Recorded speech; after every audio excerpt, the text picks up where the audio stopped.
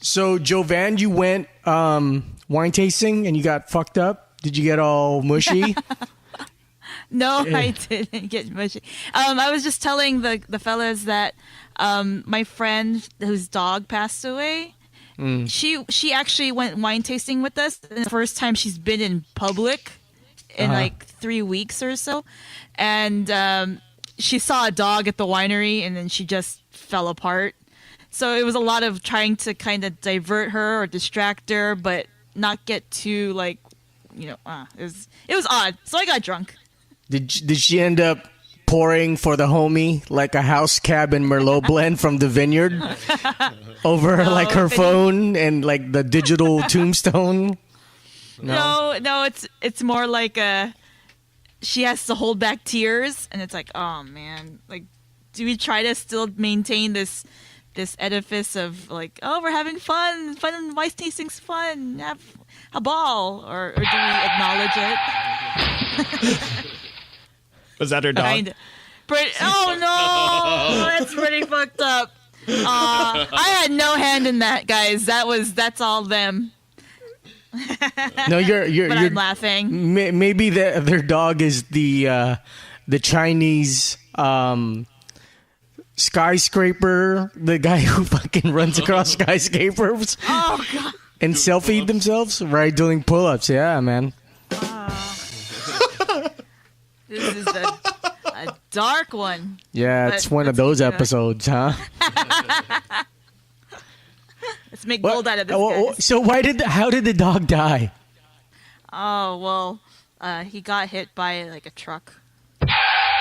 Oh my god! Hell, you're going to hell. Now, special place. Now let's try to be part of this dog's soul, guys. Was it like a Suburban? Was it like a dually? I was telling the guys too. I was like, I'm treading on thin ice here. I didn't want to ask the particulars. I just know it was pretty brutal. It was instant, gone. Like it was a mess, quite literally. Was that better? We tend to use these sound effects in a very interesting situation, like death of a loved one. Great, guys, but I like it. Go ahead. For Jason and Zach, if like, let's say it's one of those. Whether legal or illegal, Mexicans with like a horse on like their pickup trucks. They're like one of those Stockton farmers. Would that make you guys racist since it killed your dog? And you're like, fuck these fucking Stockton and Nick Diaz and these Mexicans. You moved to Murrieta after that? Just join the KKK over there? Nah, I wouldn't. I don't know, man. It's weird because I haven't owned a dog in a long time. And, those feelings are... I can't... you know how they say, dogs, kids, and whatever. There are dogs that I've gotten to know, but I just feel like if it wasn't that long of a period, it's like, all right, well, I don't think I would hold that many feelings in the sense of being racist or whatnot, you know what I mean? Or just like hold it against a certain type of worker or something like that. Zach? I wouldn't, because I've come to the realization that like so many people can't represent one specific group. And it would be hard because, like, there are so like I was the judgmental type, like, especially at a young age where, like, I'll be working in Compton and I'll just be like, oh, my God, why is everyone such a bad driver here? Or like, oh, my God, why is blah, blah, blah. And there's bad drivers everywhere in California. It's like pockets of bad drivers. So I can't really blame it on one area, especially since I never got in a car accident in that area. Especially since you work in Glendale. Yeah, exactly. Oh, lo and behold, did I ever realize that I was going to work in what insurance companies consider the worst driving area ever? Wait, it's worse than like Alhambra and like Monterey Park? Glendale? Okay. That's racist, Charles. Oh, really? No, what else seriously? is new? No, seriously, like I had to ask my coworker about this because my friend Josh, he lives in Eagle Rock, or I'm sorry, I probably shouldn't say this. He lives in Glendale, but he uses his mom's address in Eagle Rock just so he could be under her car insurance, because it's so much cheaper than Glendale. Wow. Didn't realize. Okay, Yeah. well, let me give you guys this scenario. Let's say it's an Armenian guy driving a BMW, gold trim, blasting EDM, runs over your fucking dog. You won't think of anything racial right away?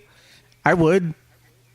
Actually, it's like I think Armenians are the last ones for me, where it's like they tend to be the more generalization and they fit the category. That's true. I don't know. What if it was an Asian lady? Jay, parallel thinking. I was thinking if an Asian lady had a visor and then she had her mouth open and she's looking towards the right and rams my dog while turning left, that would probably be annoying me more, because with an Armenian, or if you drive in the Philippines, or if you drive in Tijuana, the preferred drivers are the ones, if you're aggressive, at least get to where you're trying to get to. But if you're slow and a dummy, it's like the worst. Out here in the Philippines, at least. Wait, so you would let someone hit your dog with purpose rather than I gotta get somewhere, than like out of just dumb sheer just inattention? I was just talking about preference of drivers, of aggressive drivers, because which one would you rather be cut off? An Asian lady with her mouth open that cuts you off or you almost ram her, or an Armenian guy, a Mexican guy, or a racer rice rocket guy who cut you off, but at least he's trying to get somewhere fast?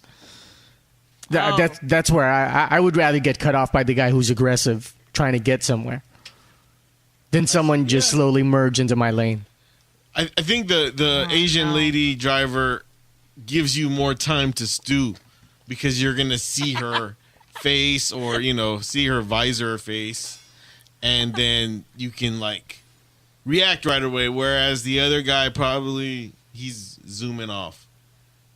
Dude, one time Jay and I were walking around in downtown LA, inebriated. So we're on Spring heading. Would that be classified south, Jay? Yeah, we were heading south. So we passed 5th on 6th. There's this homeless person that is plastered. You might as well roll him with a bread roller on the ground. And it's this Korean lady who's 5'3" with puffy hair, large bumblebee glasses, driving a V8 Nissan Titan. Of course, she would drive a large pickup truck and probably just rammed this guy, dude. Boom. Oh my God. Heavens to Megatroid. I don't know where that would fit fucking audio-wise, but I like it. I just thought Jetsons was perfect. Oh. I feel like all 4 of us watched an Anthony Jeselnik special and fucking loved it. That's where our brains are at. But yeah, I mean, I don't know, I guess. So, what's up with you guys, Zach, Jay? Nothing much. I had a great weekend. I stayed healthy. I'm walking great. Well, to follow up on that, I am not walking great. I've been living on the edge. Diet wise, and I just caught the gout, man. I only realized it today. My foot's been hurting since Friday. I went to get a foot massage. Ironically, I came out of that and I was like, dang, she squeezed my foot a little bit too hard and it hurts. And went about my week and walking around, going to parties and things like that. And then by the end of the night, I'm like, I think this is gout. And I woke up this morning, I'm like, yeah, I think this is gout. It's in a different part of my foot than I'm used to, so that's why I didn't think of that. And it's oh man, I just been hurting. So yeah, dude, just been on crutches, staying off my feet. Oh no, man. I hope you. Is it? Do you get it from like a higher protein, like all meat consumption? Dude, man, I had been eating like pork like stupid crazy, right? Like I had al pastor tacos yesterday. I mean, totally didn't even think about it. That's how, because I haven't had a real flare up or anything like that in a long time, and I guess even though I had been eating meats and things like that, I never got it. So I guess I just thought I just forgot, and yeah, man, I got hit. So I took my first jujitsu lesson. I took a private, and I only rolled for 5 minutes because by 3 minutes my neck was starting to feel fatigued, not hurt, but fatigued. yeah. But I think it's a good sign that at least I got the ball rolling and started training. I'm going to train again this Wednesday. After 5 minutes, you're like, yeah. My neck was fatigued, so it's been like a few months, and the few months before that, I've probably trained no more than 6 times this whole year. So, you can even kind of count that as not training for the year if it's only 6 times. So yeah. So been doing that. Attended my first Christmas mass and surrounded by old people, and they're all falling asleep during the choir. It's so funny because it's like I got an old Filipino guy to my left, and we're squished like sardines, by the way, on this pew. And fucking, he's like mumblecoring the words because he's falling asleep. He's doing the bad and bougie fucking singing of praise the Lord, Jesus Christ thing. And it's just like his wife will elbow him, and it's amazing how these old flips will pick up right where the choir's at and just like, come all ye faithful. So it's that time, man. It's a good time. So I'm pretty happy. But Jovan, we haven't got a chance to record with you since like a couple of weeks ago, but we capped a little bit of the year. Okay. But from a woman's perspective, this whole, it's like rape allegation fall, right? For fall of 2017. Yeah. Do you think this is a case of, okay, it's our time? Or do you think for the whole group, okay, well, if we have Mr. Orange as president and he's mouthing off, fuck it, we'll mouth off? Or is it a both? What caused it? Right. Well, it's kind of like it's either our time, or with Donald Trump being president, you know what? Fuck it. If we have this guy that we all hate and he's in office, fuck it. We're just going to bring the noise.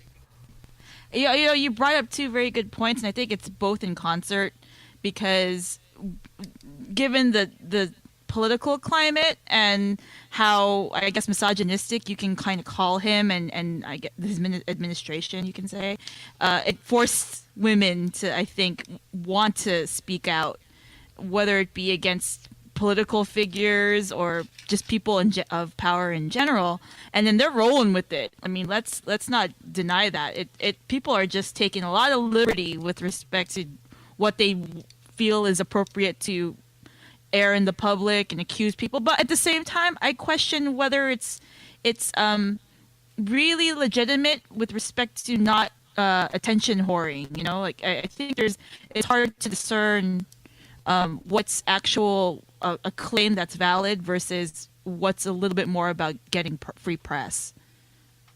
Guys,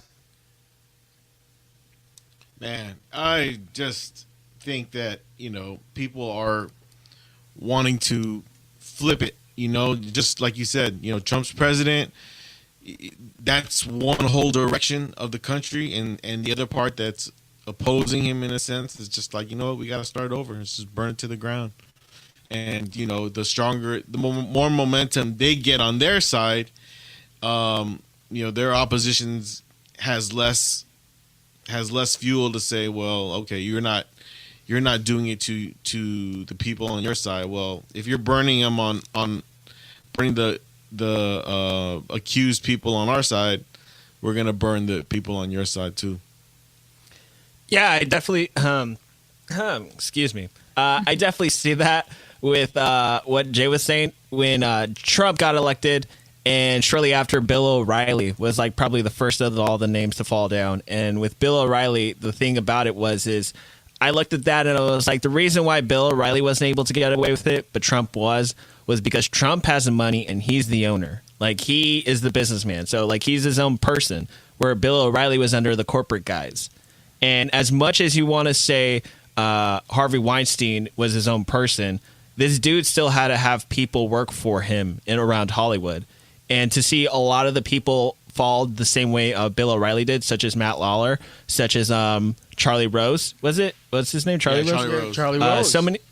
So many other broadcasters have came out recently, and even politicians. And to your guys' point, you guys actually pretty much alluded to it, but Al Franken, how he was a Democrat, and the fact that during his resignation speech, he was able to say, yeah, I don't remember some of those things, and I apologize if I ever did something to you, even though I probably didn't.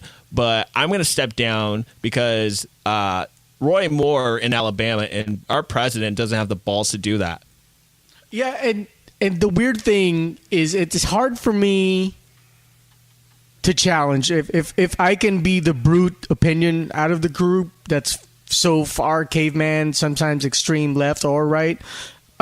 It's hard for me to challenge naturally. You know, if you're doing the Harvey Weinstein thing and you got that recording of that mixed Italian girl, I mean, that doesn't get any more factual than that. So, I mean, I guess it is like what you're saying, Jovan. It is a mixture of both. Mm-hmm. But moving on to like our episode where we favor people, there's the most recent one with Russell Simmons and Tavis Smiley. I look at Russell Simmons and, he's supposed to be this yogi. But if you're like this hip hop mogul, I know you're like, I've seen him refer to chicks as bitch this, bitch that. So by impression, I'd be like, yeah, I wouldn't be surprised. I wouldn't be surprised at all. But when it comes to Tavis Smiley, I'm like, hey, I'm on Tavis Smiley's side. Because he was one of the first ones who was accused, and then boom, it's like he came up with a letter. Hey, I have lawyers to defend my honor. You will not hear the last about it. And there's just something about the way he conducts his show. Now, if he's a weirdo rapist, fuck him. But at the same time, I just feel like between those two, Russell Simmons and Tavis Smiley. I tend to think like, you know what? Maybe Tavis Smiley feels innocent. With Russell Simmons, I'm still waiting to see what comes up. How long ago was the last accusations for those guys? I'm not too familiar with the Smiley accusation, but Russell Simmons came out this past Thursday again. That was the latest. No, but like the time it happened, was it like in the 90s? Oh, I see what you're saying. You mean when the incident, air quotes for the listening audience, happened? Yeah. I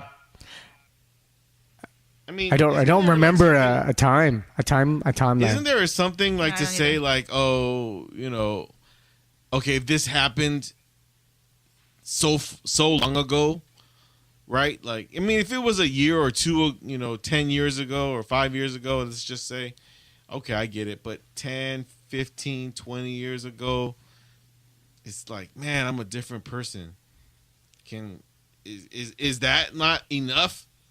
Like the Al Franken stuff, I think that was like maybe 2007 or something like that. Well, yeah, no, that was with Leanne Tweed. And here's the thing on New York Times about Russell Simmons. Following a report in the New York Times on Wednesday detailing 3 alleged rapes in New York by Mr. Simmons from 1988 to 1995, and a subsequent report by the LA Times that detailed another alleged rape in the city, at least 3 of the women have received calls from police investigators, they said.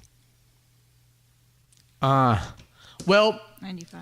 Let me answer Jay's question first. I would say there's 2 responsibilities on both ends here. Do you mind starting to back up? Sure. Just so you know, I also hear the digital delay. So There's on two ends here, right? There's one, how come the female did not report this at that time, which is partial to me asking Jovan that for the group, right? The other thing is there's a certain like self-recidivism on things you've done bad. So that's referring to Jay's point, which is, do you regret? Have you moved on? You just don't want to do the time? That's its own moral conversation. So in regards to females, so let's put ourselves in the female position.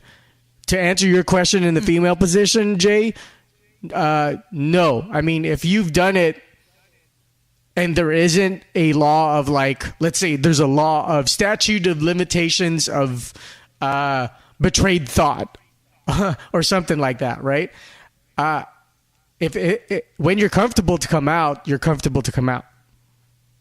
Yeah. My opinion from the female perspective. No, I mean, I understand if it's a crime, like, you know, they're saying rape, so I guess that one's different than like, oh, he grabbed my butt. You know what I'm saying? Like, if someone grabbed your butt in 1995 and, you know, I don't know how much that affects your life. Sure. Like, it's safe to say, like, 20 years, somebody grabbing your butt, I think maybe you could just get over that, right? I mean, not to say that rape and grabbing, you know, it's just like, if you raped you, then I understand. Or, you know, if they abused you in some extreme way, but somebody grabbing your butt or... I mean, so is it like... Oh, go ahead. No, we even talked about on this podcast where, like, I thought my generation was the one that was freaking on the dance floor about like going up behind a girl and then like dancing like fucking and then just pretty much grinding up on them. And then I remember, Jay, you corrected me and you go like, nah, that's been happening since the 90s.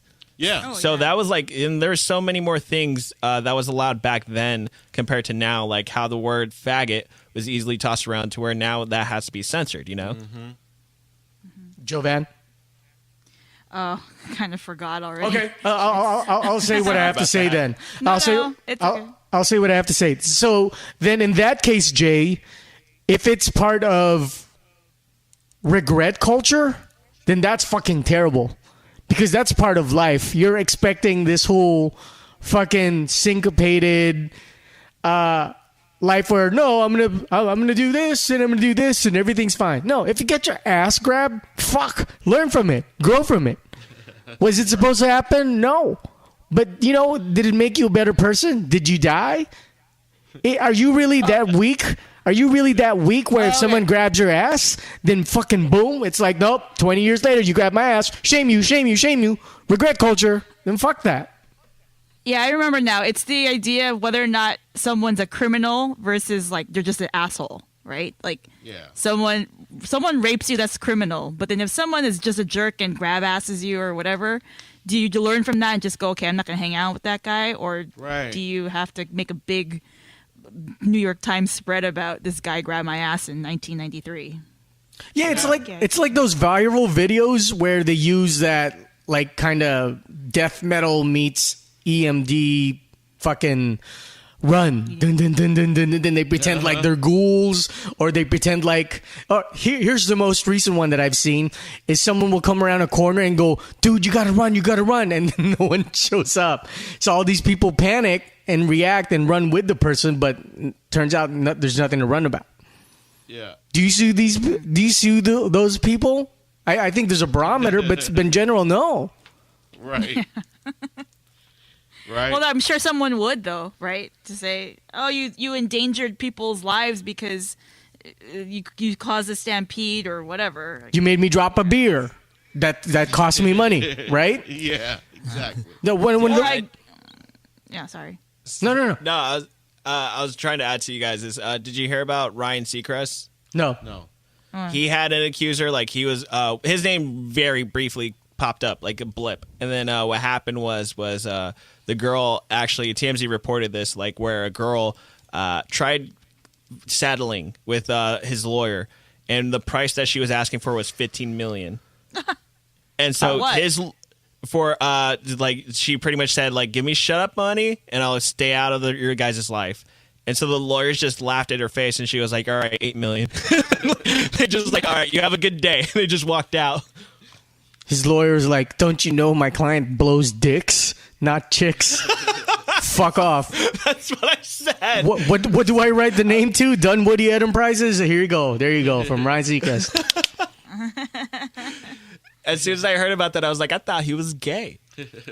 But guys, if I had that kind of money, that like Ryan Seacrest money, even if I didn't do it, yeah, sometimes you just want to pay him off and shut the fuck up, make him sign a piece of paper that, you know what, you'll never talk about this, that nothing was found, no one was found guilty, and this is just an allegation that we just want you to fucking silence yourself from. Right. Wouldn't you if you guys had Ryan Seacrest money? Definitely. Wasn't that like parallel to the whole Michael Jackson thing? Like he settled with the family. Not this, you don't know whether or not it happened or not, but the fact like that his name is associated with it, they just wanted to shut it down, so they paid the families. Yeah. So people just assume he's guilty already just because by settling. He's been accused, but he's just been settling. Did you guys see that VH1 documentary? It was a series. Michael Jackson is shopping in Las Vegas at like an antique shop. Like, I'm not talking like an Asian lady on Valley Boulevard fucking that 9-year-olds from fucking Taipei made it in a fucking mud corner, okay? I mean, the Michael Jackson's literally pointing and touching. Like, if I touch it 2-3 times, that means I want it, okay? See, I want this. Like, he's literally tapping 1 or 2, 3 times, and it's like, I want this. Dude, if I could have that kind of money, dude, if I could do that at Whole Foods, like, I want this. I want this. You can, you know. I want the sea bass right here. You know, I mean, it gets to a point where if you have money, you shut them the fuck up, then you use that as a tax write-off. Yeah. Oh, is that tax? I didn't know that. It can be, because it's a fee in utilization, let's say, of Dunwoody commercials. Dunwoody Enterprises. Sure. Because the corporation is the one doling out the settlement? Sure. Especially if you own several. Charity. Or legal expense of some sort. Yep. You know? Jeez. Depending on how you build like your umbrella LLC and all that bullshit, which I'm sure if you're at that level, you have at least the savvy advisors, I would hope, you know? Yeah. Oh, wow. Didn't realize it went that far. Imagine like Bill Cosby and how many girls came out the woodworks. Like, I believe a lot of them, no doubt about it. Like, however many it is, I think it was over 60. But the fact that he tried to get momentum, or his lawyers, I should say, try to get momentum on his side by going, which one of these bitches are just hopping on the train to get some money out of it? And to know that he was trying to work counterclockwise rather than clockwise, of like chronological, and try to go like, all right, like this was the first girl or this was the second girl. Like, he actually went like, this girl is not believable, and to like try to build a case with the judge and say like, well, if these first 10 girls are trying to get money, then how many other girls are trying to get money? Yeah, and I think that drove Bill Cosby crazy. I think we played it last year where Bill Cosby was being filmed by TMZ, and he saw the TMZ camera, and he was like, hey. What? You guys remember that? Yeah. I remember that. He was walking out the courthouse going, hey. Yeah. Right. Oh, my God. Yeah, that must have drove him nuts, dude. During your later chapters in life, you know? Yeah. Okay, all right. I was listening to Joe Rogan with Neil Brennan, that episode, and they were talking about how like Bill Cosby actually was just already crazy. Like, the dude let power get to his head, and he would do stupid shit. Like, if he was ever like performing at a casino or hotel, before the show, he would have the entire wait staff come into the kitchen and watch him eat. What? Wow.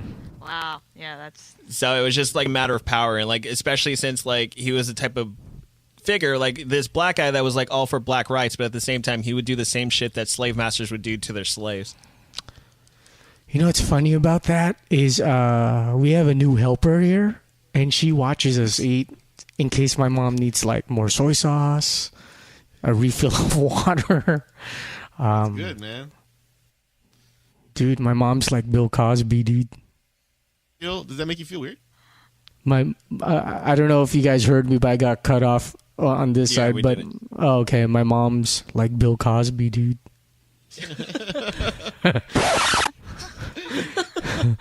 She's like asking for more patis and vinegar. Hey, hey, hey. I don't know. I mean, just let's go left. If you had that kind of power, I would totally abuse it. Not when it's in danger of or endangering people, but like I remember Britney Spears was rumored where she wanted all blue M&Ms removed from the M&M tray. Yeah. Oh. You do little inconsequential things. Absolutely. For a while. For a total while. Well, I think those are the things also that like those are the things where you know people are care about what you want. Like, you know, some artists and they would ask for like just odd things just so because that's the easiest thing to notice. Like, you know, you said the blue M&Ms. All you have to do is look at the bowl of M&Ms and it's like, they pay attention. You know, they Sure. listen to even the smallest detail. So, I mean, you know, it kind of gives you confidence that all the other stuff around you is taken care of. If, like, instead of, you know, if you just see one thing that's small, then everything is good. You just made a high maintenance power move sound so necessary and so textbook, Jay. You just made something. Sociopath. Right, totally.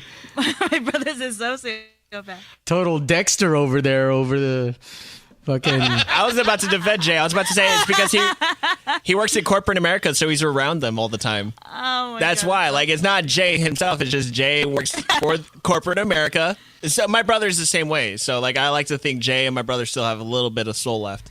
So they're just a product of their environment? Is that what you're saying?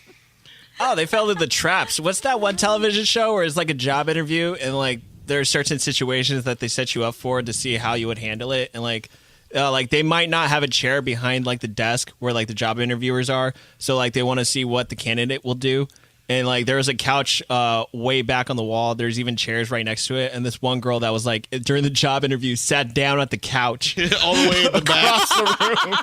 across the room. Man. I sent a link. I don't know, Jovan, if I forgot to attach you to it. It's this social experiment where people are waiting at like this doctor's office, and then every time a bell rang, there would be one actor stand up to see if the actual about to be clients would stand up whenever the bell would ring. Do you guys kind of remember this? It's Yeah, I do remember that. Right. It's like social experiments. Right, it was a total social experiment, and you know it. Like what Jay said, you know, a recent experience. Well, not recent. 10 years ago, when I was interning at Power 106, this guy who I really respect, the program director and VP of MS Communications. I just wanted. Well, one day I was done with my internship. With the shifts, I said, "Hey Jimmy, can I just pick your brain and be around you just to, you know, pick up knowledge and blah blah blah." So what he did was he made me clean his room. He made me put up a bunch of frames, and then this one frame, maybe he was just possibly it is true. He was just testing how submissive I would be in a good way. Like he made me move a quarter inch of a nail that I locked in. And then he made me move it back a quarter inch towards the first initial hole that I made to move the frame. Move the frame, and then he was just looking down on his paperwork while I'm staring at him, and he goes, "Yeah, I'll tell you when to move it, but just stay right there." And I stood there for like I want to say half of a song till the commercial came, and then he looked at me and goes, "Yeah, just tilt it a little bit." He literally looked. No more than a second and a half. If that. Man, power corrupts, man. I don't know. This sounds real shady as shit. That sounds like he's really wanting to see how bad you want it. Yep. And I'm trying to compliment your point, Jay. Good pickup. Yeah. I mean, I think it's like you value your time, right? According to what you're worth, right? And if people don't do the things that you ask, it's like I gotta check the reality of how important or how necessary my stuff is. And then we get into the discussion though. Sorry. No. Then you get into the discussion of the sexual impropriety. Oh, how badly do you want this role?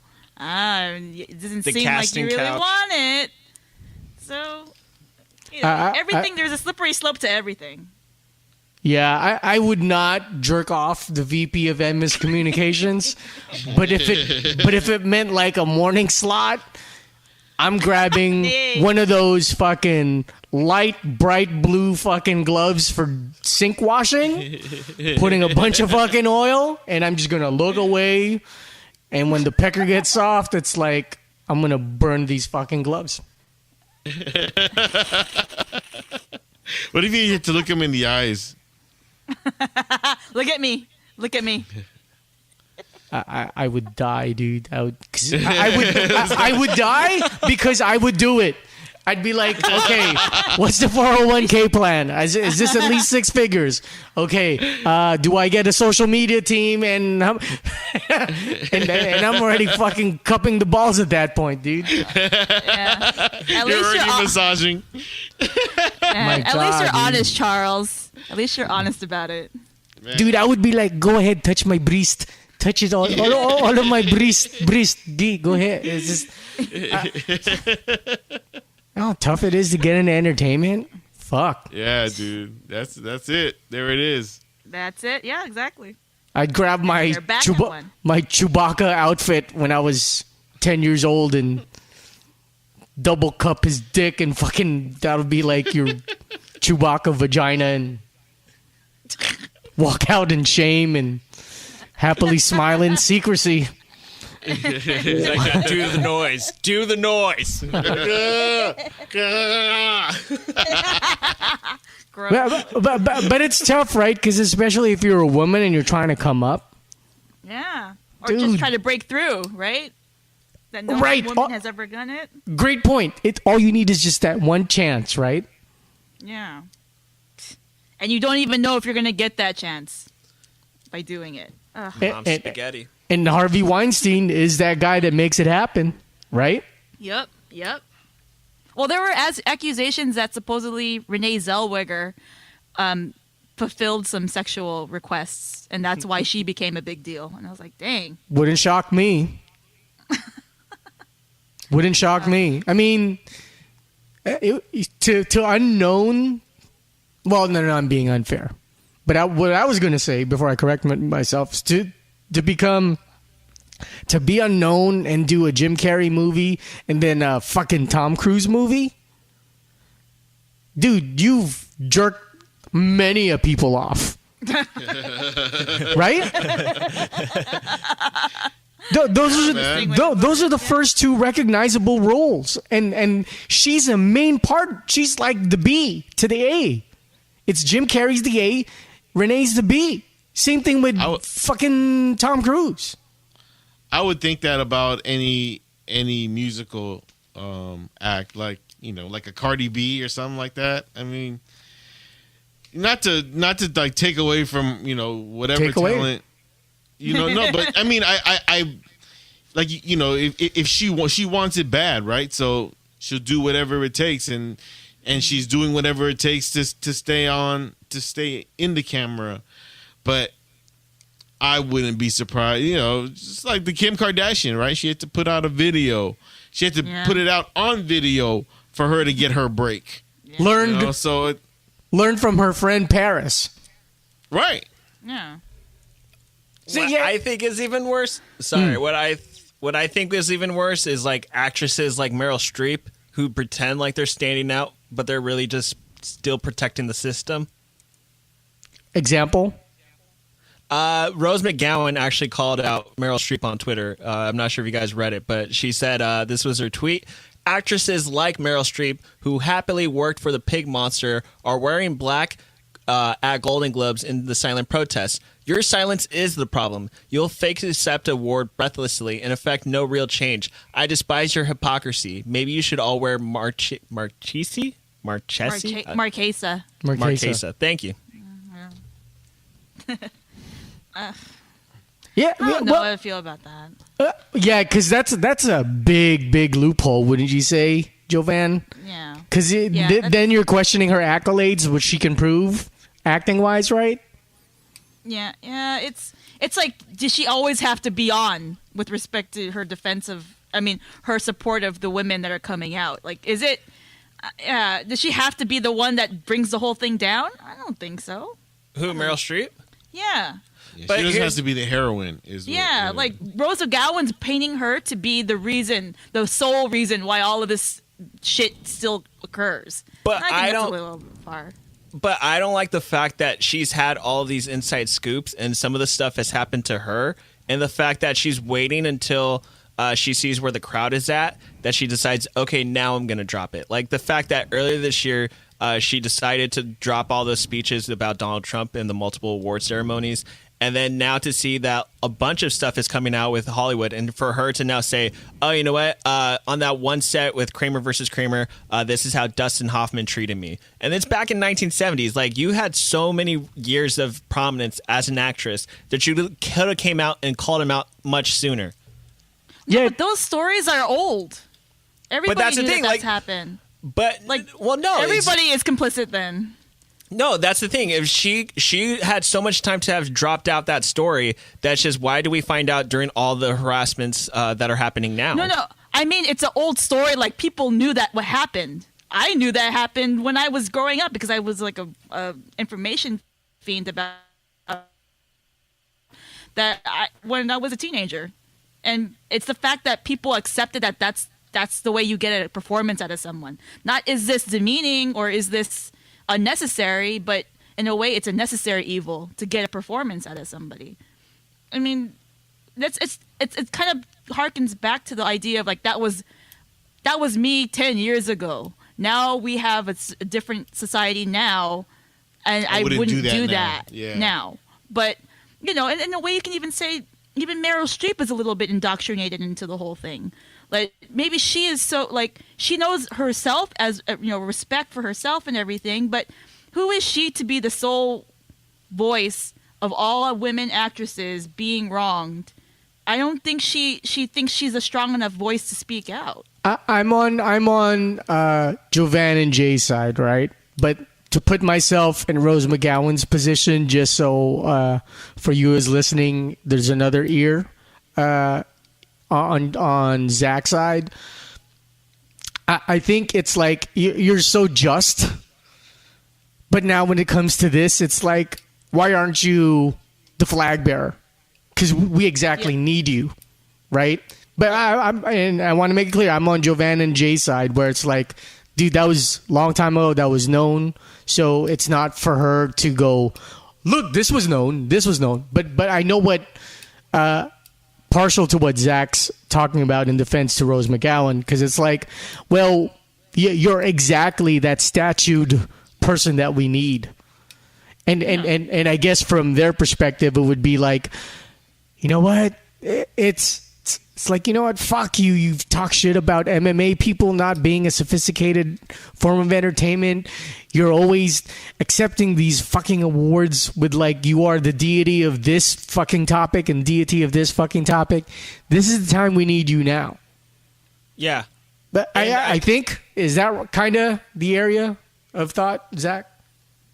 Well, it's just like, the thing is she doesn't do anything I don't see her do anything post award ceremony or like pre award ceremony, in between award ceremonies, to actually like activate this whole like movement. She's not the leader of the feminist movement, and for her to like get on her high horse during each award ceremony doesn't really say much. Like, it only says like, oh, I'm the winner, so here's my moment to shine. And it's like, no, you have so much more time. There's no off season for you to be a feminist. There's no off season for you to like be the vocal leader that the women need for you right now.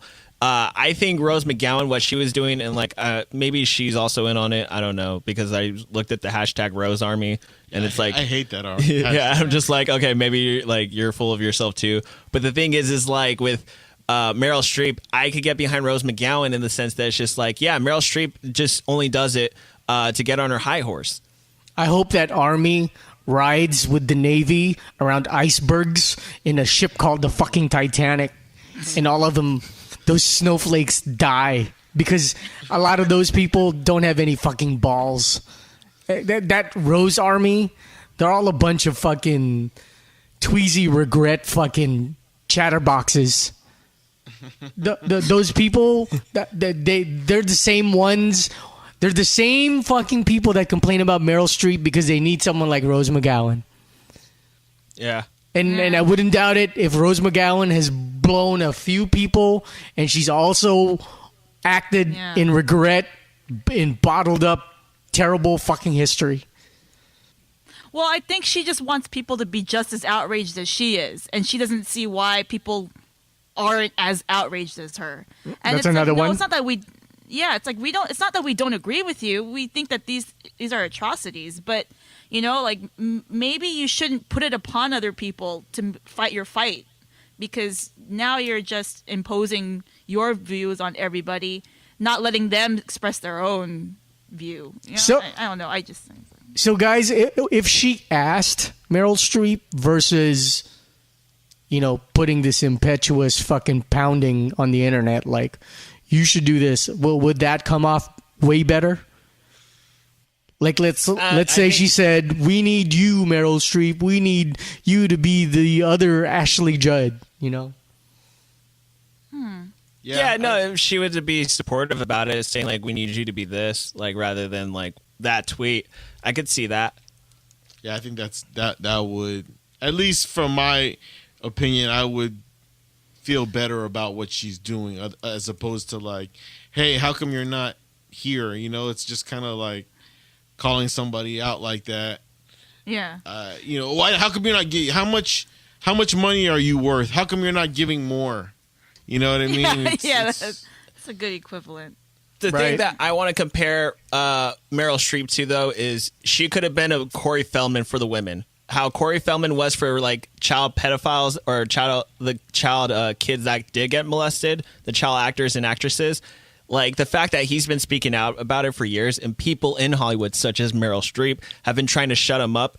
That says a lot. Like the fact that like she's now like hopping on board, and like maybe like the words that like the stories that JV has heard about Kramer versus Kramer, like maybe that's been like under the surface. But the fact that all of this is now coming into light, and we're still trying to shut up Corey Feldman for his documentary, says a lot.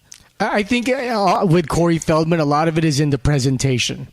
It's because he's acting like a loony doony fucking cartoony guy. Yes. How are you going to take him seriously? That's the only thing. It's hard to decipher what's loony and what's valid. And I think with respect to the pedophile thing, I think when Elijah Wood came out and said it, it was more effective because Elijah Wood isn't Looney Tunes like part of the time where you have to question, hey, is he just like, is this a weird rant or is this actually legitimate? But when it's Corey Feldman and like he's gone in a lot of directions, and again, it seems like I'm minimalizing his claims, but it's hard, right? You have to decipher what's true, what's not. I'm sorry. Okay, we're talking about a child actor who was touched and has to act a certain way for the rest of his life.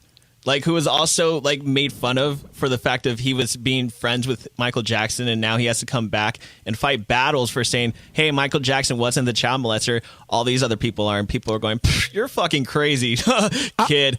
I have an answer, but I want to leave room for the siblings to speak in case you guys have an opinion. No. Yeah, I'm really... I agree with what Zach is saying. I mean, especially he's been saying things like this for a while. It's just he's referred to like these are really powerful people. I can't say I can't just come out and accuse them because they're going to use whatever power they have just to make me look bad, and that's probably not that hard.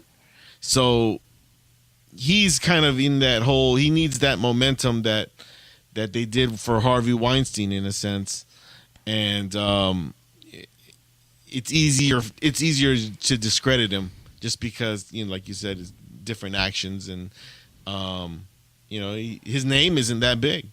So, Jovan, may I real quick? Yeah. Okay. So let me use like the way the Swiss, people in Geneva have utilized, people in Portugal have utilized this as far as for drug addicts. Because out here in the Philippines, it's still a major debate on treatment of drug addicts, right? Mm-hmm. To tie in, because we're not, I think this is a yes/no question for you, Jovan. We're not saying what happened to Corey Feldman is to be dismissed, right? We're talking about the presentation. Correct. Right? Okay, just to make that clear for you who's listening also. Yeah. If you have a drug addict, and I'm going to use an exaggerated version, running in the streets, taking out he or she's clothing, going, I'm addicted, I need help, and their veins are fucking popping out tied up with fucking heroin, versus someone who presents themselves, let's say, post-trauma, and goes, I need help. Where does the natural attention go to? Where does the radical attention go to? Where's the natural attention? So the one who reacts calmly post-trauma gets attended to. Someone in Corey Feldman's light would be the presented version of that drug addict in the street. Yes. Yeah. And exactly it's just our human nature to go, you know what? This guy needs to freak out. This guy needs to calm the fuck down. So I'm going to handle this one who's ready to be taken care of. So I don't think it's a moral issue of, rape is rape, right? I think if I can add you to it, Jovan, it's really on the presentation and what's ready to be taken. Sure. It's not on the issue of getting raped or being abused. It's on the presentation of what's ready to be handled, and the person who's going to handle is ready to handle the situation. So you're going to take care of the one who's post-traumatic, that looks like this person's ready to be incubated mentally incubated in the sense of, okay, let me listen to you. Yeah.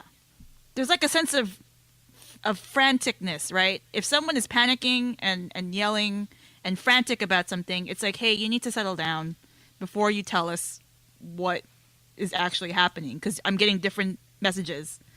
And then that's kind of, sadly, that's what Corey Feldman was up against, right? He had like all this stigma based on the fact that he's a child actor. He got addicted to drugs. He was partying and alcoholism and the whole Michael Jackson thing. And then you have straight-laced Elijah Wood speaking very matter-of-factly, like, this is normal. Studio heads just pass kids around like it's nothing. And it's like, okay, so he's coming from a sense of he's reflected and he's digesting what has happened to him, and he's not just speaking from a panic state. He's like, try to rationalize what's going on. And so it's easier for someone to listen to something that's well thought out rather than like kind of pieced together frantically. I don't know. That's how I got it. Guys at the radio station, real quick, how are we with time? We're about like 6 minutes away from the 6 minutes away from the hour. Okay, go ahead, Zach. Sorry. When I'm hearing all of this stuff and I'm thinking of Hollywood, I'm thinking of Dave Chappelle in Inside the Actor's Studio about how he's talking about the word crazy. And when you came up with that story right now, or like the example, Charles, of the guy in Sweden, it just reminded me of Martin Lawrence when he was out on the street saying they're trying to kill me. Like, it's so crazy to dismiss someone as crazy that we just would rather not help them, even if they're someone that we consider a celebrity in today's standards. So when I look at someone of Corey Feldman's status back then to versus now, or if I look at, I'm trying to think of other people that have been pretty much thrown off the deep end. But the thing is, it's Macaulay like, Culkin? Thank you, because yeah, he was the original of mine. Because he was another person like after Michael Jackson was seen around with him, it's just like everyone was like, oh, he got touched, or oh, he's on drugs, like all that other stuff. And it's just like, no, he's an actual human being. And the thing is like we're so quick to judge other people. Again, Britney Spears is another person that comes to mind. Who knows what happened to her? Oh, yeah. Well, what did Britney Spears, what incident or topic are you referring to about Britney Spears? The entire meltdown where like she just was like, it was like around the time with Kevin Federline, she went bald. She was like, that was pretty much the end of her singing career at that time. Like she was just crazy. It looked like menopause, but at the age of like 25. Yeah, and she like attacked a car with an umbrella. It was. Didn't she hit a paparazzi person too? I think. What? I don't know. I think that's also, we're talking about like two different kinds of events. I mean, it's like with Britney Spears, I can easily see it as her dealing with the fact that her star is falling, right? And she's not the pop sensation or the in the spotlight thing. People are talking shit about her relationship. Everyone's making fun of her and things like that. And especially at that age, it's like you haven't lived through life. You've just been catered to this whole time. So it can easily be that she's gotten over. She doesn't know how to deal with that. The other situations, it's like, man, the dude's living life the way he, cause and effect. I mean, in Corey Feldman's case, did he do drugs because he had to deal with the fact that he's being molested constantly, or all that stuff? So I don't know, man. I just feel like we have to take it for what it's worth. And it's easy to say like, oh, that guy is just not in the state where we can really, he's ready to get that story across. It's like Charles is saying, the other guy that's more common, he's okay. Now we can at least process what's going on or what's been happening. It's easier to talk to this guy because, you guys said it. He's in a state where you can communicate these things. I also feel, I know we have like about 3 minutes left, so let's see what happens. I also feel to tie it in with what we're talking about, is it Queen Latifah, Only Love Time, ladies first year? But also it could be like, hey, we want to look at the ladies first. Second of all, we as a society, we mock men who's been raped or sexually abused, where with females we feel bad. Let's cater to the females first, because with the guys, it's kind of like who reports a rape at the jail, right? It could be a very, very heavy gender issue, more than let's ignore Corey Feldman the person. It's more like, you're a male. I don't know how big a percentage that is. Second percentage, hey, it's the ladies' time right now, okay? We're talking about the girls right now, okay? Don't do that shit. I know you're trying to neutralize it by saying this has been happening in entertainment, but whoa, girls first. And you're a man. Yeah. Maybe that's something to factor too, right? Yep. I definitely agree with that too. That's a great point, Charles. For a minute 47, should we talk about dicks or fucking... Great tie-ins. Let's put some testosterone into this discussion. Right. Corey Feldman has a dick. Donald Trump has a dick, and women hate beings with dicks right now. Insert. Hold on, say that part again. Fox News Channel. Damn it! I did not mean to play that clip. Am I right? Both works. It's okay. Monday Blues Method, a minute 14. Well, God, I have so many more mental bullet points right now. Shit. From the Corey Feldman thing? Dude, we haven't even touched the two topics we were mainly supposed to talk about. Yeah, we weren't even... We're not even there. We're not even close. We're not even there. I have a third topic. If we were to even touch that, I would even sound more like a conspiracy theorist right now. Well, how much time can you guys give maybe a Monday Blues episode? Countdown in 39, 38. Yeah. Okay. This is our preview. This is our practice New Year's night. This is our test. This is our promo. This is our memento. 24 seconds. 20. But I wonder if we lose the wave file. Recording. Zach? Yeah. We'll find out Well, in 10 seconds our time. Okay, I know you're like 3 seconds you cut it off. Save it. You cut it off whenever. Just save it. Yeah, just save it. 5, Just save it. 4, Just save it. Don't wait for the countdown. 3. Save it. Save it. Okay. Save it. All right, let me hit save for it. So mine automatically downloaded. Just so you know. Perfect. So wait. All right. So the last second, you want to go through this? I think it would be fun if we're doing the countdown. Hold on. Sorry, I switched over. I start again, so you're going like child molester voicey again. Oh. I'm sorry. No, it's Sorry, bad. what It just rebooted. No, I started it. That's why. Okay, so it's recording now. Oh. It's all distorted. Yeah. Ugh. So it's recording now. What were you saying, Yep. Charles? You imagine we're all doing the countdown and then it cuts. Plug 1, 2. Beep. And then we continue and add this on top. Dude, I was thinking if we wanted to continue from last episode and just make an extended episode, you could just put the technical difficulty sound like the doot, doot, Yeah. or the boo. Let's do that. Technically, how much more time can you guys spare? 15 to 20 minutes? I doubt we'll be able to hit everything. But I have one more bullet point which I didn't bring up. Yeah, let's do it, man. Let's Okay. do it. Well, here's Do you mind if I go to the bathroom real quick? Yeah, go ahead, and then Jay will update you. So we're recording, right, Jay? Yeah. Okay. Let's see. Let's take bets how long it'll take Zach to take a piss. Do you think he's back in 45 seconds or more? No. What's the I over think under? 45 seconds. I'd say it's under. Okay, That's- we're at if he 11 wasn't- seconds. his hand. What's that? It's either 45. You think he's gonna wash his hands? Is it 45 or under? Over. Over. I think this guy might be fucking nutso enough to shake his dick, barely turn on the faucet water, shut it at the same time, and walk into that studio with wet hands. I don't think he's gonna wash his hands. So that's the bet. Wash the hands or no wash There's the hands. Purell right here. There's Purell right here. Okay, we just hit the 45, so Oh, did we? yeah. Oh, okay, so I guess that thing is really further. So it's- than I thought. So, and it's really bad if he didn't wash his hands. I guess it over. also depends how much he had to It- pee. you know how fucking trite I would be?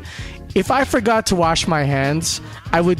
If I had like a fucking napkin or like tissue with me, I'd walk into the studio, wiping my hands, pretending I washed my hands. Oh God, you are such.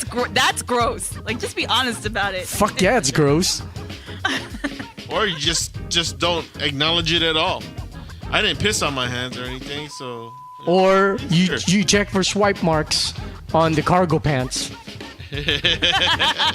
That was a minute and a half. That's pretty good. Hey, Purell right now. I'm using hand sanitizer. Okay, so Zach, did you wash your hands? No, I didn't. That's why I'm using hand sanitizer. Ah, nice. I was saying, Zach, can you hear me? Does Zach have his headphones on? Yeah, I got it. Okay. I was saying I would be so trite and condescending if I had tissue on me or like a paper towel, like even if it's a Starbucks napkin.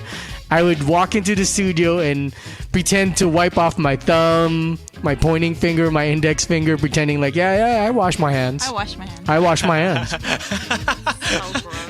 No, luckily, like, we got hand sanitizer in every studio, so, like, I'm able to, like, if I'm ever, like, late for a live show, then I'll just be like, oh, shit, and I'll just run from the bathroom.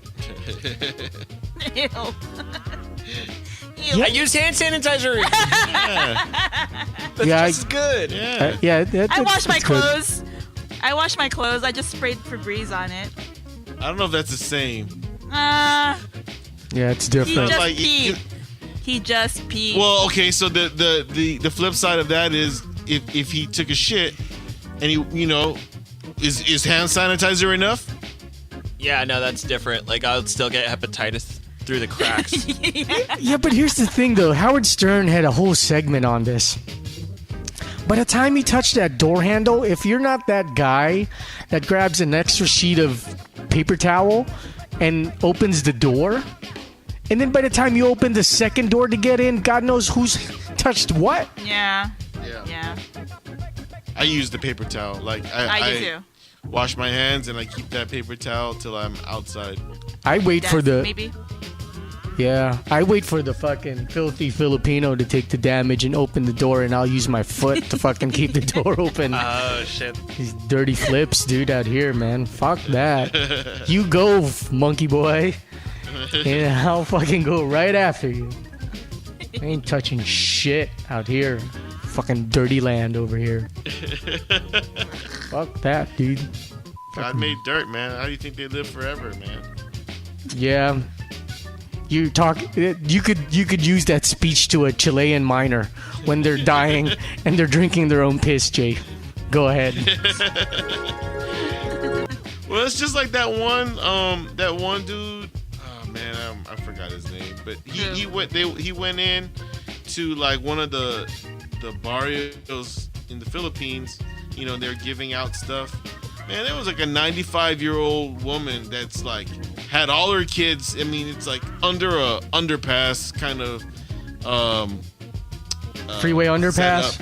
Yeah, I mean, you know, there's like 50 people living in this like cave essentially. She's had all her kids there. She's lived there all her life. She's 95 years old, dude. It's like, dude, how does that happen? But some people are just naturally hardier than others, I think. I guess. Well, plus, you know, oh, sorry, Jovan. Go ahead. No, go ahead. I was gonna say, Jason and I have eczema. We would not survive in like the dirtiest of conditions. What's eczema? Some people can. What's eczema? Skin, like skin. Dry skin. Dry like skin. Extreme dry skin. Like where it starts cracking and weeping and. Lotion. They gotta use lotion a lot. Yeah. Wow. Wouldn't survive in like dirty and super dry climates. You'd survive. You just wouldn't have soft skin. No, we would succumb to like disease that would go through the cracks of our skin and infect us. So if you would wake up your boyfriend or girlfriend and you rub your hands, it'll feel like a cat waking them up. Kind of, like, yeah. I was about to say, I think a JV got her definition off WebMD. Oh. No, I did not. No. I am good if that is the case. No, sorry, Charles. I totally. No, totally. I just think there's people who are accustomed to conditions, like living conditions. This is pre to you mentioning you had eczema. After I take one or two adjustment bowel movements here in the Philippines, I can eat dirty food. Your body will adjust. Your body will adjust. Your body will adjust. It's the most fascinating thing, Jovan, where I can drink hot soup out here now and won't sweat as much as when I first come back. Yeah, and that does happen, but there are also people that will go there and get severe dysentery and die. Yeah. Yeah. There's a spectrum. So what I didn't add to the talk, I don't know how we're gonna fucking do this radio show. I mean, maybe Joe Savage is gonna present this to Ski. See, listen to these fucks. I think we should kick them out. We should kick them out. There's proof right there. But it's about this fucking bullied kid. Yeah. Because here, let me set it up for you guys to gather your opinions. The kid gets bullied, right? Fucking Monday, mom posts a video. And then Tuesday, mom was fucking booked as like this opportunist. And then Wednesday, the dad, we find out, is an incarcerated fucking racist fuck. And then maybe by Thursday, the kid's bullied again. Aww. But that's internet fuckery, because like the Joe Schilling, the guy who reported the Instagram exchange, the other false or possibly false thing is it was probably a different person who created that Instagram account. So it's so hard to believe who said what now. During that week, right? Yeah. That's a tough one, man, because the Instagram account is the one that was saying, "Oh, just post the money, just post the website," or Yeah, I'm broke. I need money, as I paraphrase that quote. yeah. And I don't need like tickets or anything right. like that, right? And the other key thing is she or whoever this Instagram owner is said like, shouldn't us whites like take care of each other? Oh. Yeah. Oh, jeez. Yeah. Oh man. Doesn't that make you doubt everything that you hear news wise? Only that, it was the whole, they have pictures, like you said, the I guess the dad is one of those alt-right people and with the Confederate flag. I mean, yeah, it's kind of like, well, I know you're not supposed to punish the kids for the sins of their father, kind of stuff, but it's like, maybe you just have to learn a hard lesson. Look, I'm just gonna say this was the perfect post. My friend posted this. It was if he wasn't really bullied before, he's gonna get bullied now, and still the undisputed champion, the internet. And so there's memes of like all the like side by side comparisons of this kid and characters. And then what's that one freaking like? It's the book about like the guy that dies. Like he's the retard, and then the friend shoots him in the back of the head. Of Mice and Men. Oh, Lenny. Yeah. Like Lenny's the one that dies, right? So it's a picture Yeah. of the kid like dressed up for a school pic, and it's like Lenny from, Oh, from Mice and Men. And then there's another one of another side by side of him, and then the Hunchback from Notre Dame. oh no. There's one from like him driving, like when he was crying in the driver's seat, the passenger seat, I should say, and the shark from what's it called, Finding Nemo. And the last one is just a picture of him crying again with him getting compared to that like one ugly ass fish in the bottom of the sea. Oh God. That's a tough one, dude. Especially because the whole point is like to help this kid not be bullied, right? Yeah. It just sucks, but you know what? I think like going back, it's like, well, maybe there is a way to find a lesson here without, all of this attention and stuff like that. It's like, hopefully he can find a way to turn this around in a way that, maybe you didn't intend it to be, but it's like, okay, I became a better person, or, oh, hey, I became a stronger person. Well, like, what's sad is that you can't help but feel empathy for him, right? Because he's a kid. He's so pure, and it seems like he has a good heart. Like he doesn't understand bullying, and he doesn't think people should be bullied. And how can you disagree with that?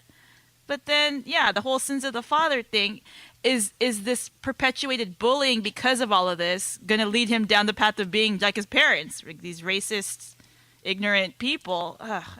And the other thing too is now there's more bullets for the bulliers to bully him. Yeah. Ugh.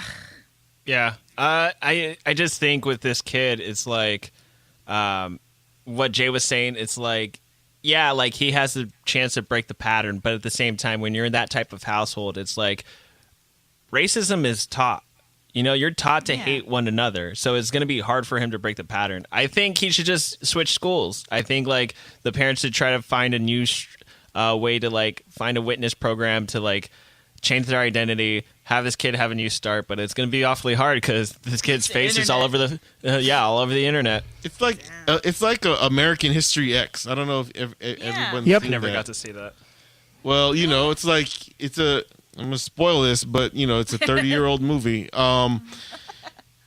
He's a neo-Nazi going into the prison. He finds out how these guys are just businessmen too. They end up selling him out and rape him in the prison. And now he doesn't want to be around neo-Nazis anymore. And he's trying to teach his younger brother, how not to be a neo-Nazi. And these people don't give a shit about you, kind of stuff. So in this case, with this kid, it's like, all right, your dad was like this and you didn't know what the Confederate flag is, and yeah, people are bullying you for the way you look and stuff, but it's like maybe you can just learn how to be a stronger person because of it. Yeah. I feel like Medea goes to fucking Bully Towns being created by Tyler Perry right now. That rich fuck. Jesus Christ. Like, that would be good, man. I think I would watch that one. That'd be the first Medea movie I would watch. Medea goes to Bullytown? yeah, Okay. like in the South. Yeah. That would be awesome, man. I'd gain respect and lose respect at the same time for Tyler Perry if he put out a movie like that. Like he pulls out all the black racial stereotypes, and then we should all accept it. What's wrong with eating copious amounts of watermelon?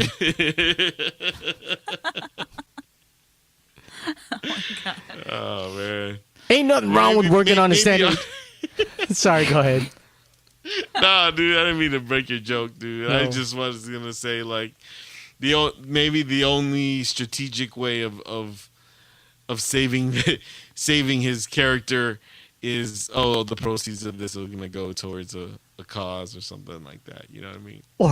Or if he graduates high school and he has a high enough GPA, we'll give you a scholarship at Howard University, dude.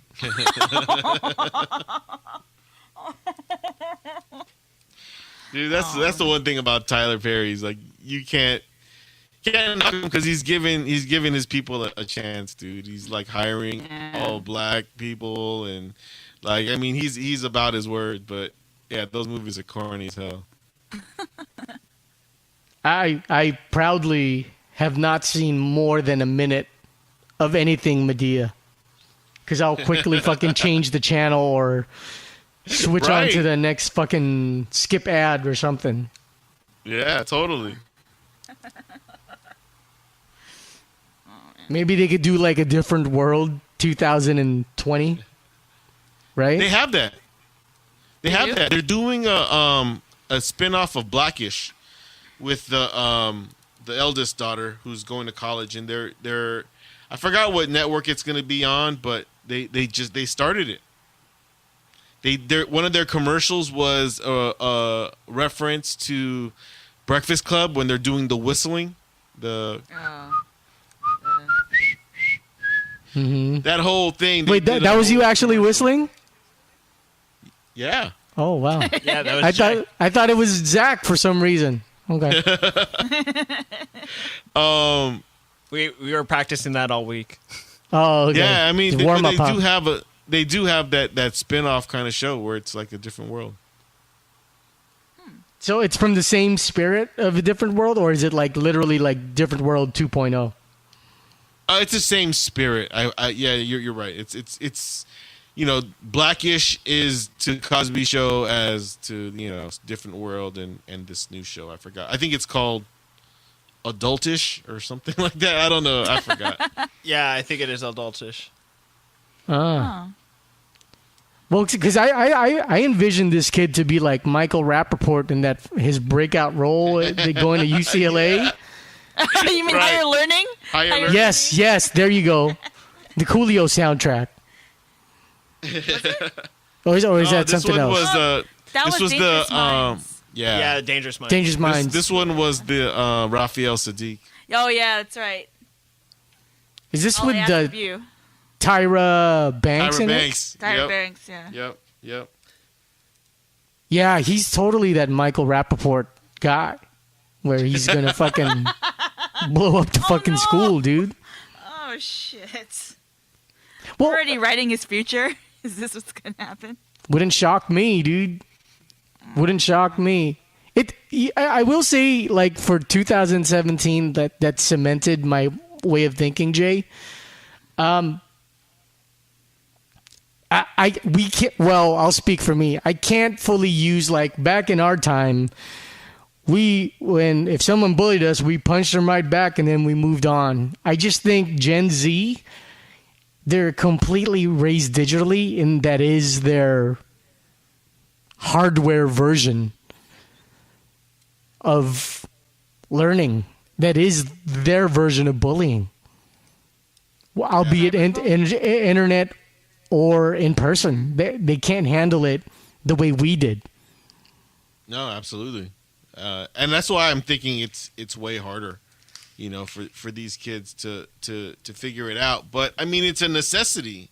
It's kind of like, times are harder to grow up because of all of these cultures. I mean, we're doing the adjusting, and they're already living in the society, but you still have to make that adjustment. I mean, when we were in school, our resources were basically an encyclopedia and whatever books were in the library, whereas now they got to figure out not just the big pool of resources, which is credible, which is not. So yeah, they have to work a little harder, but they do have to work. I wouldn't even say it's just kids. I would say it's just like trying to grab a hold of how to handle all this criticism, because like you can decide to stay off the internet, or at the same time you could just look at it and then like feed off of it and just know it's like negative energy. Like the person that came to mind when I heard that question was August Ames, that porn star that died and killed herself recently. Oh yeah. Yeah, it's just like she just simply was telling other porn stars like, hey, like there's this one gay guy who's actually doing like straight films, and that's not right because, like it's better films. for us. Huh? Gay films, right? Yeah, he does gay films, but it's just like he's now doing straight, like, so he's flipping back and forth, and that's like dangerous because that's how you get AIDS in the fucking industry. So the fact is like that for her to say that, and then the dude gets offended, gets the entire LGBT community to support him, and then they start attacking her, and it's just like, dude, okay, wait, what happened to politically correct? Like, what happened to these two sides, the feminists and the LGBT, being one and united when it comes down to porn, and now they're separated all of a sudden, and now they don't care about this girl's like life decisions. Now they steal the things that they say out of their playbooks, where it's just like, no bullying, blah blah blah, only to slut shame her and go like, this girl's a whore, blah blah blah. She has sex with anyone. Why does it matter if it's a gay dude?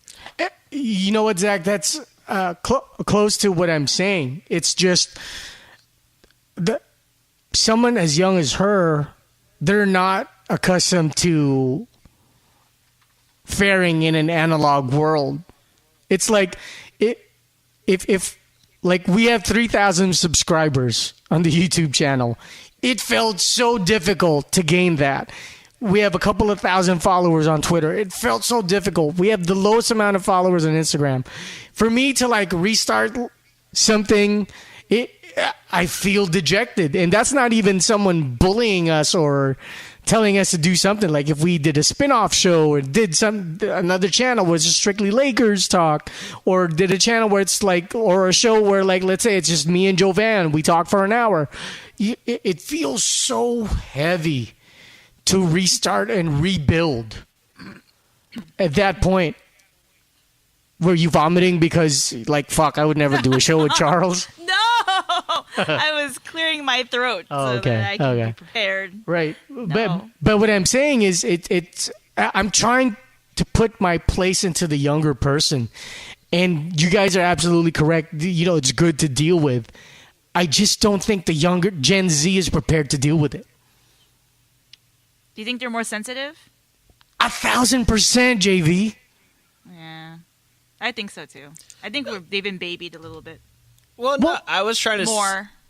What I was trying to say was it's all across the platforms. I think everyone, because we're all introduced into this like technology world where it's like like this is a kid, and like August is actually, she died when she was 23 years old. The thing is though, like I hear it like all the time where celebrities don't even try to look at their YouTube comments because they know what's going to be said, and like they know it's just going to be negative energy, and they don't want to hear it. They don't want to live with that. They don't want to like have those negative thoughts creeping in their mind of going like, you're worthless, you're stupid, you're not going to achieve to anything. And I think a lot of that can actually boil down to any of our ages. I think it affects all of us.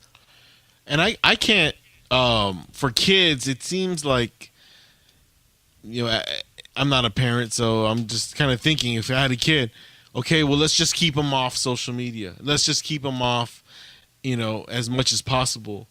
But when you're in a classroom and all the other kids know that, they're making fun of you online, even though you didn't see it, that's gotta like weigh on your conscience and Yep.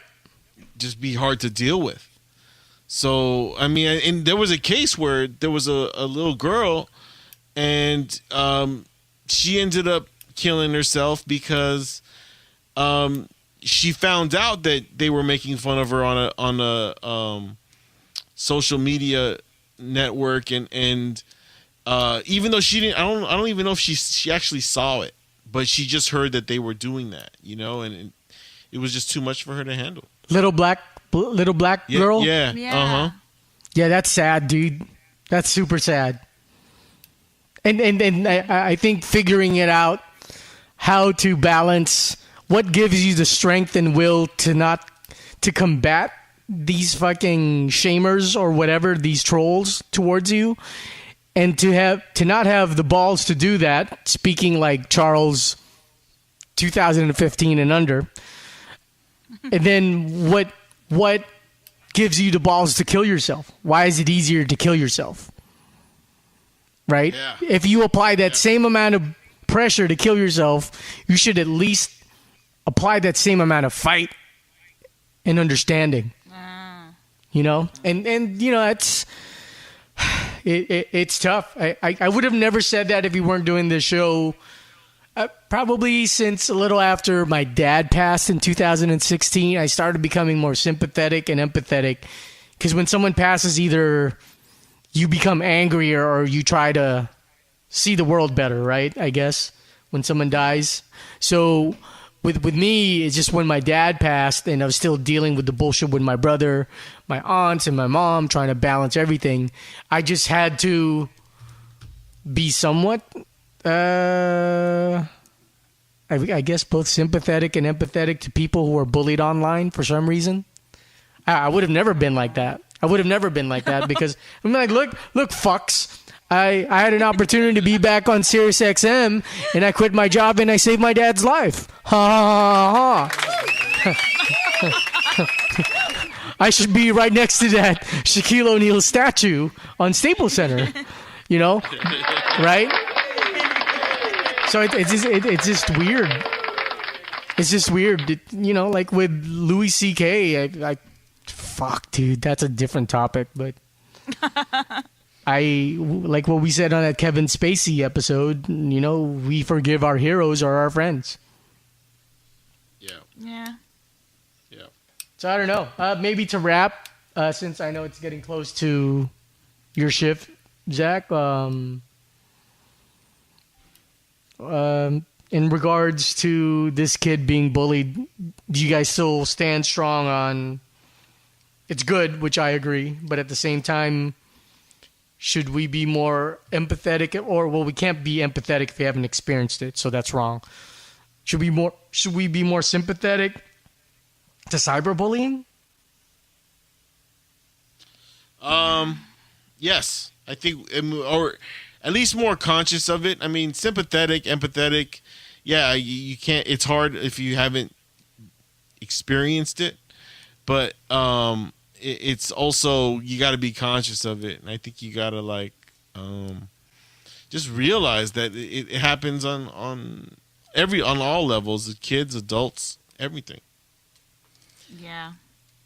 Especially when it comes to us, like, we have to realize, like, who is actually, like, being a troll and then who's just genuinely mad. Because, like, if you actually, 10 times out of 10, you probably are getting an argument with someone that you don't know online. But the thing is like, if you're getting an argument with a troll, you're like, okay, there's no stake for winning. But, like, if you're, like, on a debate, or if you're on a person's page and, like, for example, like, I was on Nate Diaz's page and there's a bunch of Connor trolls coming up, and, like, all these Connor trolls were talking shit about Nate, and I'm going like, you guys do realize this was after the first fight, not before the second one. And I was like, you do realize he lost that last fight, right?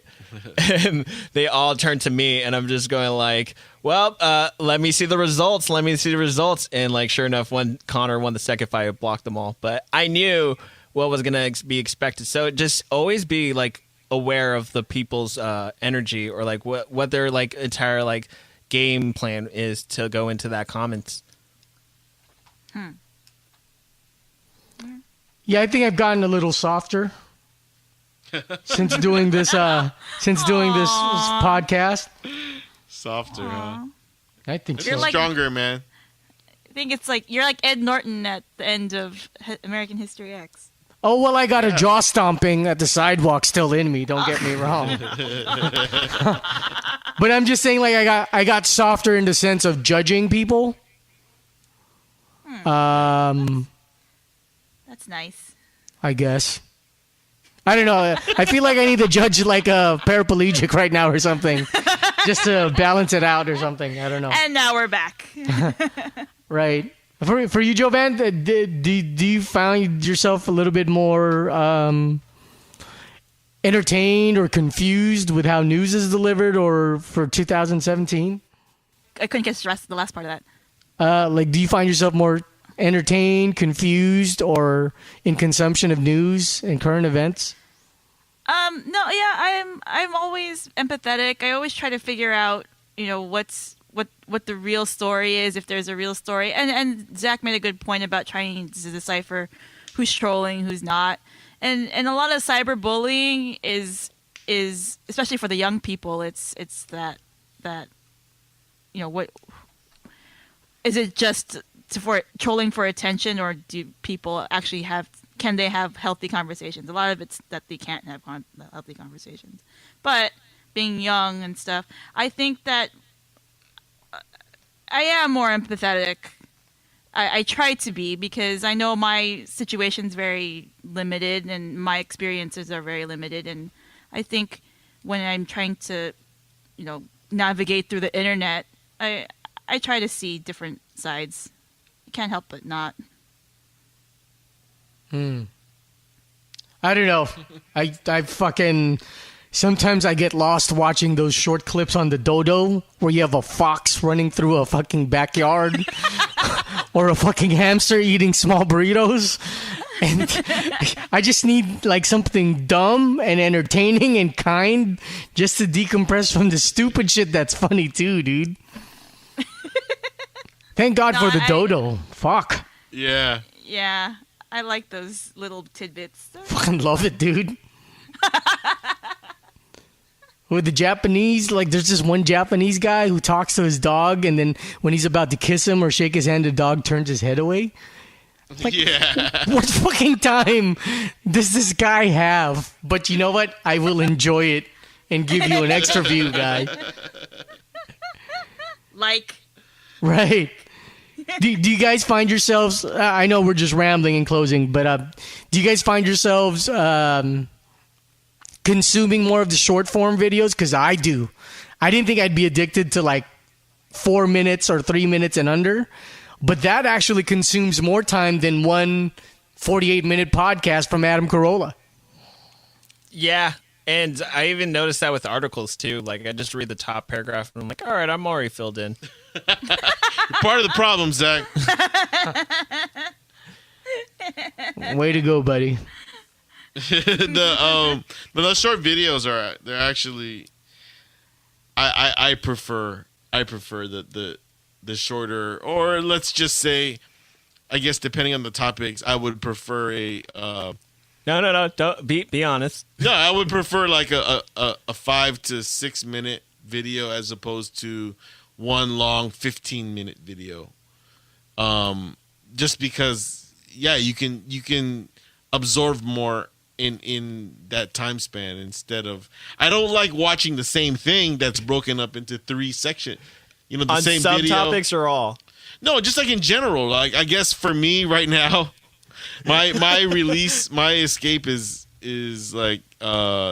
poker, right? So like I'll watch a poker video, and I'm cool if it's like they give me an explanation or I get to see it for like 4 minutes. But next they have these videos that are like 15 minutes, and it's like, oh, shut up already. Yeah, it's just too much. I just can't deal with that. But do you consume? I would watch 5 4-minute videos, preferably. Then one 20-minute. Than one 20-minute video.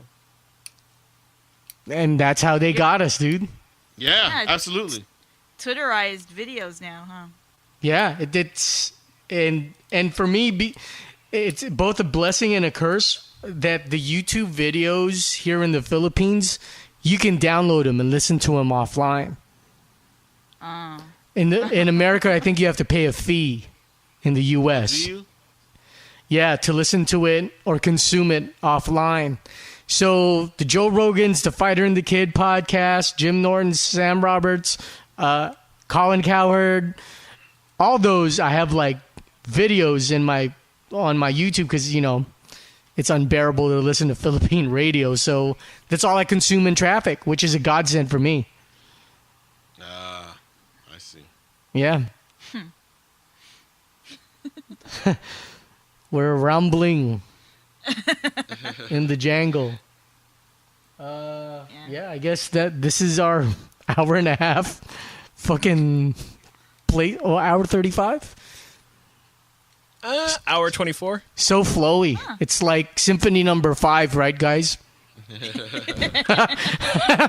What concerto of talk radio can you listen to aside from PlugOneTwo with Jovan, Jay, Zach, and I? God. It's like Pavarotti and fucking Mozart, dude. 4 Mozarts and Pavarottis for you. Don't fucking judge us. Just appreciate the string work and the talk syncopation. I know you Islandesians and Polynesians are becoming jerks now because of the show, dude. Right, guys?